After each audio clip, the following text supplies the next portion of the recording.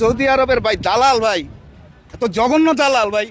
মানুষগুলিরে 5 লাখ 4.5 লাখ টাকা নিয়ে ও 3 মাসের ভিসা দিয়ে দিতেছে।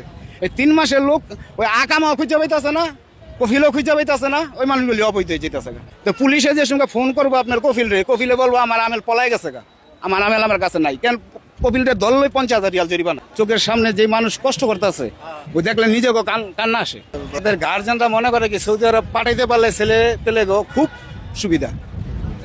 আসলে যাই আর ছেলে পেলে যে কি করবে, খুব কষ্ট দিন যাপন করতেছে। আমি আলহামদুলিল্লাহ ভালো আছি, আমি পুরান লোক, আমি কাজ জানি, আমি টুকটাক কইরা চলতেছি, আল্লাহর রহমতে ভালো আছি। কিন্তু ভাই চোখের সামনে যে মানুষ কষ্ট করতেছে ওই দেখলে নিজেকে কান্না আসে। আর সৌদি আরবে নিয়ম কারণ অনেকে জানে না, অনেক ধরনের সাক্ষাৎকার দেয়। সত্যি কথা বলতে কি সৌদি আরবে 4 আমেল একটা সিস্টেম আছে। এই 4 আমেল বলতে কিছু নাই ভাই। 4 আমেল মানে আপনার ওই কফিলের কাজ করবে, ওই কিন্তু বাইরে কাজ করতে পারবে না। অনেক মানুষ আইসা বলতে আছে যে আমার আকামা আছে কিন্তু আমার দেশে পাঠায় দেয়। তো দেশে কির জন্য পাঠায় দেয় এটা তো জানেন অনেক মানুষ। আকামা তো পাঠায়, আপনি কফিলের কাজ ছাড়া অন্য মানুষের কাজ করতে পারবেন না।